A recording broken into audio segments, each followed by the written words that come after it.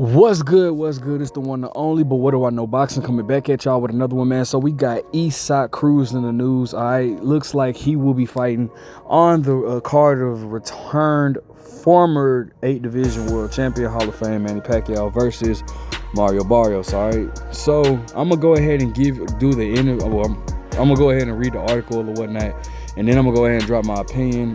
Cause I kind of got mixed feelings about this, man, but. Let's go. I'm gonna tell you how I feel about but just let's go ahead and get the article in.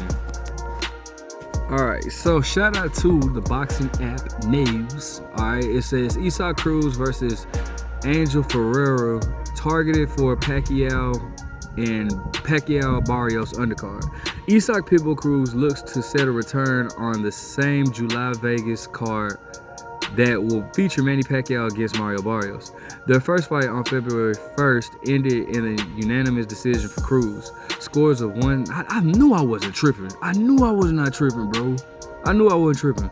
Anyways, I knew that they fought. Anyways, because I believe that's that dude. He was like 20-0 with 5 knockouts or something. But anyways, the first fight ended on February 1st ended in a unanimous decision for Cruz. Scores of 98, 92, 97, 93, 96, 94. But many felt like the bout was wider than the card suggested because Cruz dominated the body attack, yet calls for a do-over has persisted. Okay, maybe that's not the same dude. I'm thinking that tall dude that, I don't know, okay, maybe that wasn't him, but I knew I saw that name before. But anyways, Ferrero welcomes the chance to avenge the loss. Cruz says a second meeting will erase any remaining doubts. Critics argue that the matchup is a sideways move for Cruz, who has been linked to title bouts with Gary Antoine Russell, Richardson Hitchens, or Teofimo Lopez, saying that Ferrero lane also cost him a lucrative Ryan Garcia fight in April that would have given him the WBA regular welterweight belt.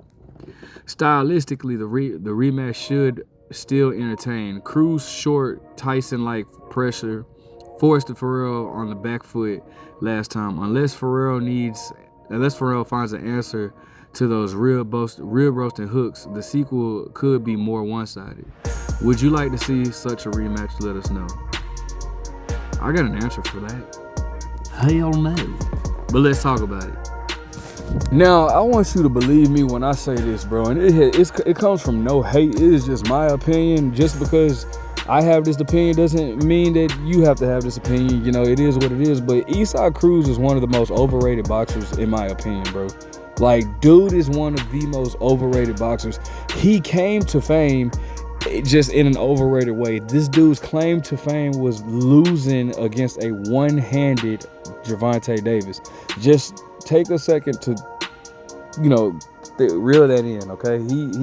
His claim to victory or his claim to fame was a losing to a one-handed Gervonta Davis. And for you guys that like to try to act like it was not a one-handed Gervonta Davis, go back and watch the fight. In the interview, while they were still in the ring, they asked him, did you notice that Gervonta was not throwing? I believe it was his lead hand, his right hand. I think it was his jab hand or whatever. And no, it might have been his left hand, actually. One of them, but they asked him if he noticed he was only fighting with one hand. And himself even said, yes, I noticed that. So, yeah, bro. But is just not really it to me, bro. That dude, like, if you're going to stand in front of him, then, yeah, he might have a chance. But if you're somebody that, if you're a flat-footed person that leaves your chin in the air and is very wide with your punches, and that's going to, he's going to have his way with you. Now, what fighter did I just describe? Well, that describes Rolly Romero. Rolly punches with his chin in the air. He's wide and he's very flat-footed, okay?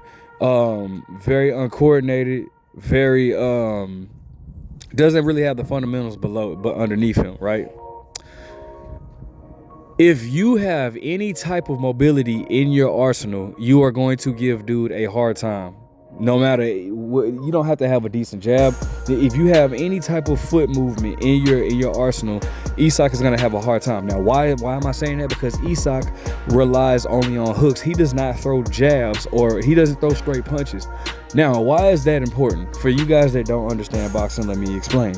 When you have somebody that's moving, even if they're not moving, the jab has the most jabs in in all of your punches. The jab has the most jab. The jab is the quarterback of your punches, right? Why is that? Okay, well, let me explain furthermore.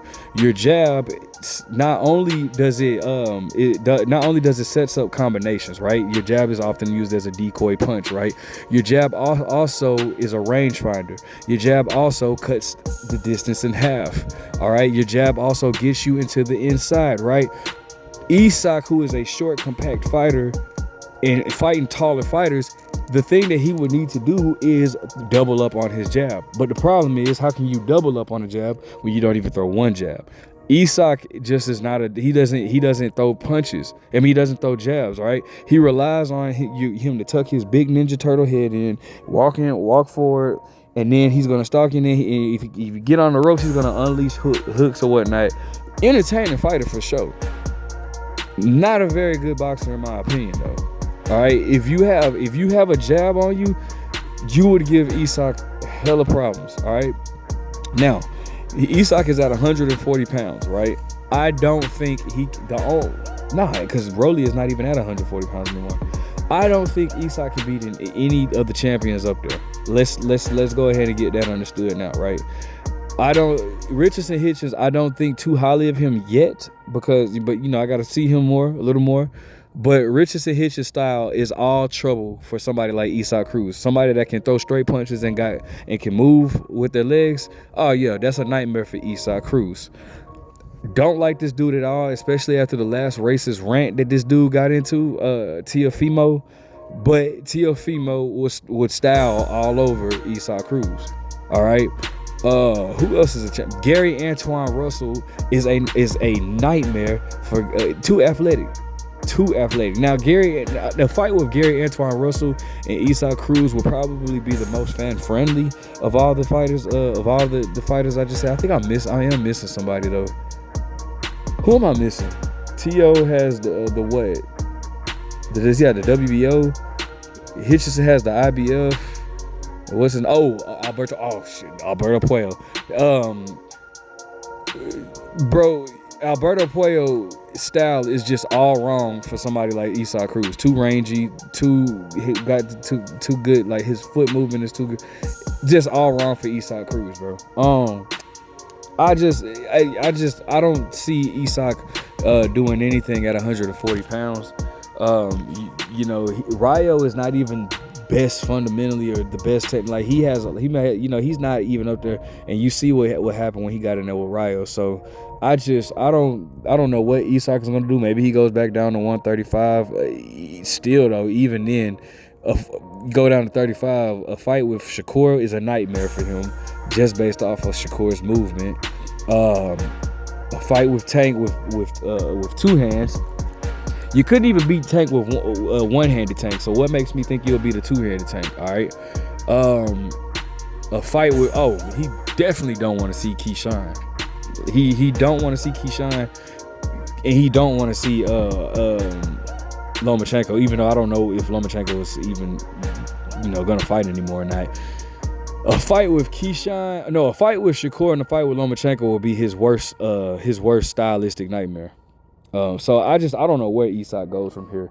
That he's gonna continue to be an undercard fighter, in my opinion. I don't see him headlining, not as an A side at least. But hey, you made this fight, get your money, dude. But I just never thought highly of Isak Cruz. He's just overrated, in my opinion. And I don't have to see him. I just really think that dude needs to learn how to throw a jab, bro. Like, he really needs to, and I get it that he has short arms as well, but it's like, dude, even Pacquiao had short arms. Pacquiao was a small fighter. He was a compact fighter. But Pacquiao knew how to start his combinations off with jabs. You know what I'm saying? And he knew how to use angles. Isak doesn't even know how to use angles, bro. He doesn't know how to come in on. If you're gonna throw hooks or whatnot, he doesn't even know how to come in off of angles, bro. It's golly, bro. Isak is just to me, one-dimensional, bro. Like, he knows how to brawl, bro, and that's it, man. And entertaining, like I said, entertaining for sure. If you got an Isak Cruz fight, against, somebody like against Ryan Garcia. Like, I think Isak would be able to it's possible that he could beat Ryan Garcia. He's very short and compact. That hook, he's not going to be there for that hook, especially how he dips in. He's not going to be there for that hook or whatnot. And Ryan doesn't have that well of a jab, but he does have a snapping jab, but when he uses it.